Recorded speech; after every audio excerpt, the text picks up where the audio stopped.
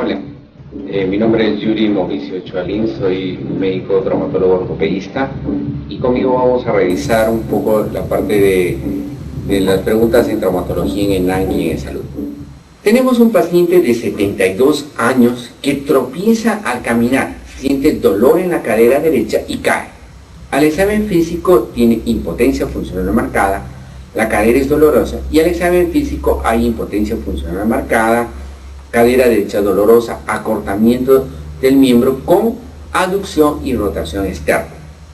Entonces, se dice que todo paciente de edad adulta que ingresa a un servicio de emergencia postrado con el antecedente de un trauma simple, banal, una simple caída, y refiere dolor en el área inguinal o centrado sobre el área de la cadera y la extremidad se encuentra acortada, en rotación externa y aducida, es una fractura de la cadera hasta que se demuestre lo contrario. La cadera comprende el tercio superior del fémur. Entonces, nosotros tenemos dos áreas importantes en el tercio superior del fémur. El cuello femoral, que va hacia la cabeza, y la área trocantérica. Entonces, vamos a tener dos grandes grupos que conforman las fracturas del tercio proximal del fémur. Las fracturas del cuello, que el cuello como está dentro de la cápsula articular se denominan fracturas intracapsulares, y las fracturas que se pueden generar en el área trocantérica, que son las fracturas intertrocantéricas, transtrocantéricas o pertrocantéricas. Clínicamente, ambas van a venir, ¿no es cierto?, con el antecedente de un trauma mínimo, el paciente de edad avanzada, postrado, y la extremidad en rotación externa y acortada. La diferencia clínica entre las fracturas intertrocantéricas con las fracturas intracapsulares son que las intracapsulares, al tener la cápsula articular íntegra, entonces su capacidad de rotación externa y acortamiento es menor que las fracturas, ¿no es cierto?, intertrocantéricas. Las fracturas intertrocantéricas hacen mucha mayor rotación externa, hacen mayor acortamiento e incluso la extremidad, ¿no es cierto?, puede venir, en vez de estar aducida, abducida. Entonces vamos a sospechar en esos casos más de una fractura intertrocantérica. Entonces, en este caso, dadas las alternativas que nos presenta la pregunta, el diagnóstico correcto es de una fractura del cuello femoral. Tenemos un varón de 45 años de edad que sufre una caída de altura, 3 metros, cayendo de pie. Al examen presenta dolor en las rodillas, tobillos, región lumbar y en mi torre derecha. ¿Cuál es la lesión más importante a descartar? Toda persona que cae de altura parado, lo primero que va a hacer es un aplastamiento de los calcáneos. Entonces es muy probable que haga una fractura incluso bilateral de ambos calcáneos.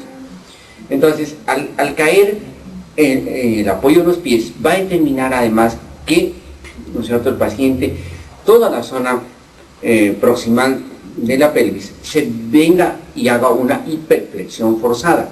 La hiperflexión forzada de la columna va a determinar un acuñamiento vertebral en la zona de mayor motilidad, que es la unión dorso-lumbar.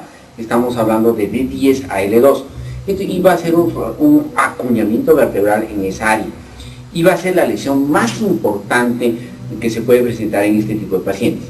Finalmente, para no golpear la cara, va a poner las manos y va a producir también puede producir también una fractura en las muñecas. Entonces, todo paciente que cae de altura hay que examinar una triada muy frecuente que es calcáneos, columna y muñecas. Y dentro de estas, la que guarda mayor importancia va a ser la fractura de la columna vertebral. El nervio que se compromete en una fractura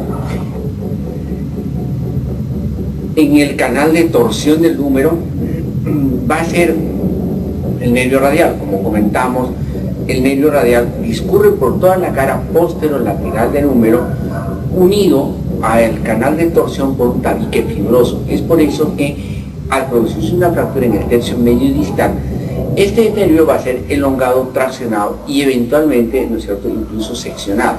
Entonces vamos a tener la parálisis del nervio radial. En las fracturas de Koresh, la característica principal es Entonces, nos da varias alternativas. Una de ellas nos dice afectación directa de la articulación.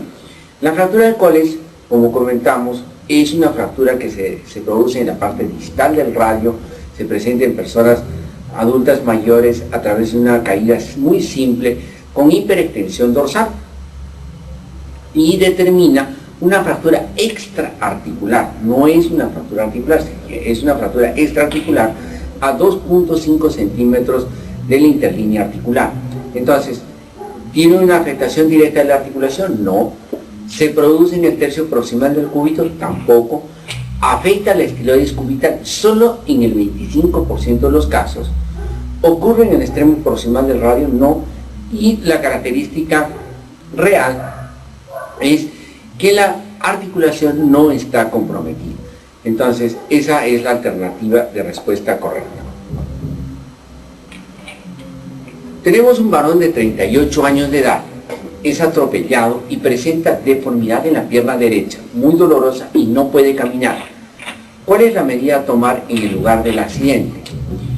Se trata de un paciente joven, un traumatismo importante, un accidente de tránsito, un atropello, y la pierna derecha está muy dolorosa y no puede caminar. Entonces, estamos sospechando probablemente en que esa fractura, se haya presentado una fractura a nivel de la pierna. Si yo tengo una fractura de la pierna, entonces necesito de alguna manera, como manejo inicial prioritario, es inmovilizar a ese paciente para poderlo transportar a un centro asistencial. Entonces, ¿vamos a hacer masajes? Nunca. ¿Vamos a transportarlo a un centro de salud? Sí, pero para poderlo transportar al centro de salud tengo que inmovilizarlo. ¿Vamos a colocarle un toxoide tetánico? Sí, pero ya en el centro de salud asistencial. Entonces, la medida más importante va a ser inmovilizar con una férula en el mismo sitio del accidente. ¿Es factible hacerlo? Sí, las férulas pueden ser, ¿no es cierto?, cualquier método externo de inmovilización. Las podemos hacer corrientemente hasta con cartones, que es la forma más práctica y que produce menos daño. Entonces, se utiliza un cartón como una férula de inmovilización que permita a ese paciente transportarlo prontamente a un centro de salud para, ¿no es cierto?, prestarle la atención necesaria. La inmovilización de una fractura diaficiaria del cúbito y radio ligeramente desplazada requiere de un aparato de yeso. En general, la inmovilización con un aparato de yeso siempre tiene que tomar una articulación proximal y una articulación distal al foco de la fractura.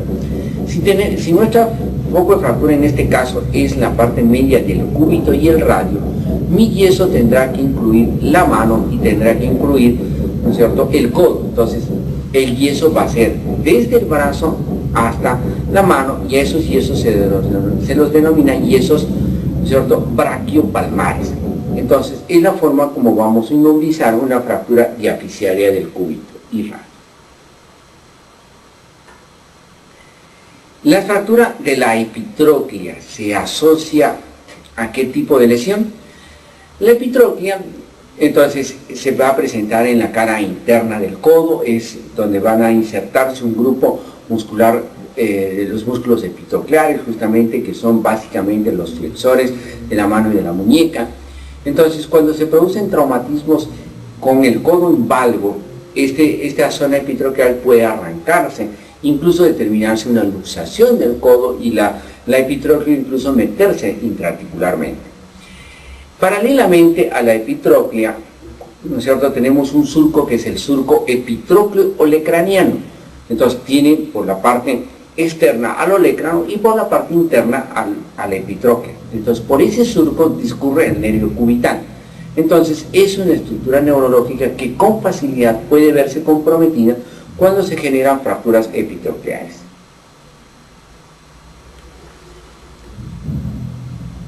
Vamos a pasar a luxaciones. Tenemos un paciente de 28 años de edad quien juega fútbol, cayó en abducción forzada del miembro inferior derecho.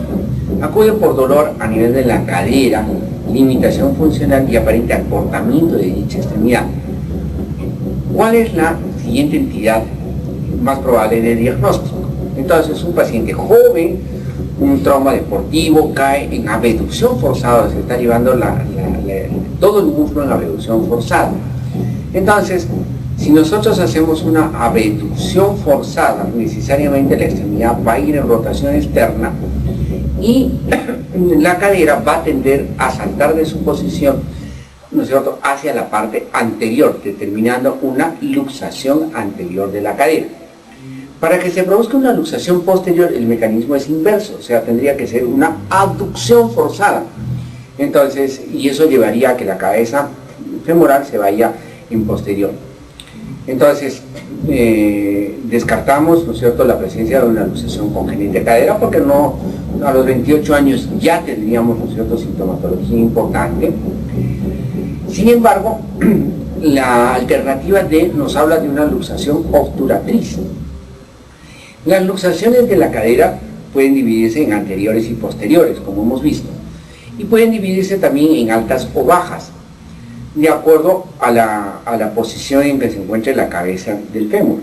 En las luxaciones anteriores tenemos dos localizaciones. Si es alta, es pubiana, y si es baja, es obturatriz. Y las luxaciones posteriores van a ser altas ilíacas y bajas isquiáticas.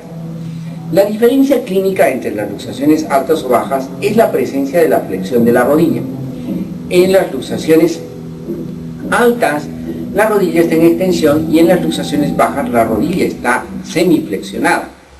Entonces, si viene, digamos, un paciente, como en este caso, un muchacho de 28 años con una abducción forzada y la extremidad se encuentra en impotencia funcional total, hay acortamiento, rotación externa, abducción, y la rodilla está en semiflexión, el diagnóstico también podría ser de una luxación obturatriz, pero no nos precisa la posición de la rodilla, por lo tanto, por término general, el diagnóstico va a ser de una luxación anterior de la cadera.